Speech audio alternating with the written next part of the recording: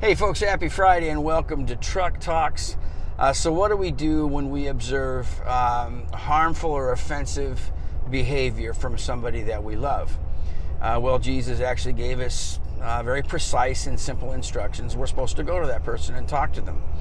And when we do that, a couple of things tend to happen. One is that the person listens to you and says, you know what, you're right. And I'm sorry, and I'll change the behavior. And Jesus says, if that happens, you've won a brother or a sister. But sometimes what also happens is the person says, yeah, but there's a backstory that you don't understand, and there's extenuating circumstances, and here's the framework from which I was operating. And then you're able to say, thank you for explaining that to me. I understand it more clearly, and then you can let it go. Either way, you've won a brother or a sister. Now, Jesus goes on to say, after you've taken step number one, if the person is still not listening and the behavior doesn't change, then you're supposed to take 2 or 3 people who are close to the situation, know and love that person, and you're supposed to then go talk to them. And here's what happens when you do that. And this has literally happened to me before, where you go to the 2 or 3 and they say, well, Jim, you're too close to the situation. It's just not that big of a deal, and you need to let it go. And I do. But sometimes the 2 or 3 say, you know what, you're right. This is behavior that's harmful and it needs to stop. Now, Jesus says after you've taken step number 1 and step number 2, which, by the way, that almost always solves it. But if it doesn't, you're supposed to then take that person before the church. Now, when we think of church in our modern context, we tend to think of a building with a congregation and a pastor and some sort of, ecclesiological framework. But that didn't exist in Jesus' time. And so what Jesus has in mind is more, a community, an assembly, people who are bound together through, common interest and goals and common behavior.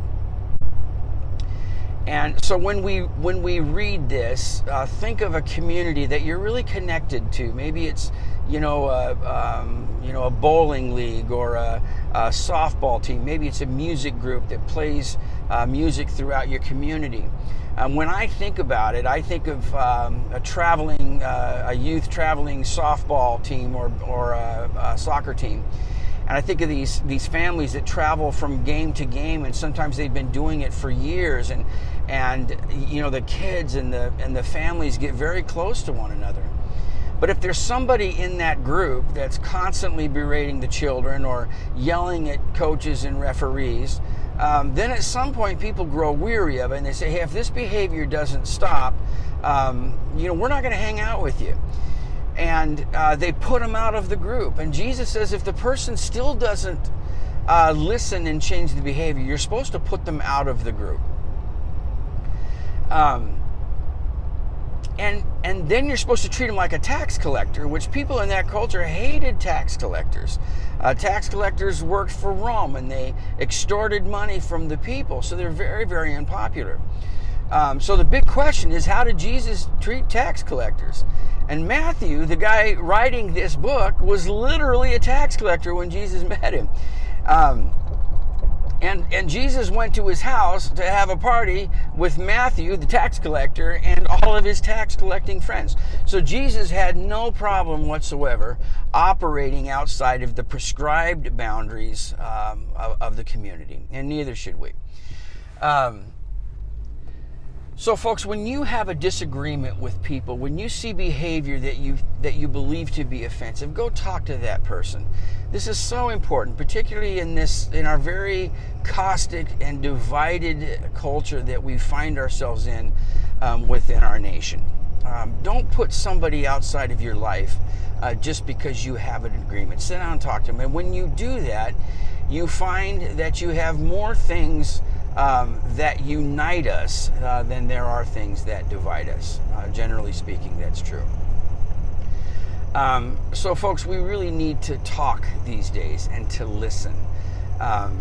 Don't just put somebody out of your life. When you do that, it's not fair to that person, it's not fair to you, and it's not fair to your community. So I hope this helps some of you today. If it does, give this video a like and a share. And as always, get out there and make the world a better place because you're in it. I'll talk to you all again soon.